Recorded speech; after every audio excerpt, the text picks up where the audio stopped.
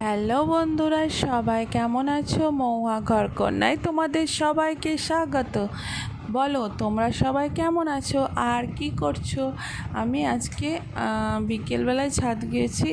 আমার ছাদের বাগানে কি কি ফুল আছে, কি কি গাছ আছে, তাই তোমাদের সঙ্গে শেয়ার করতে এলাম।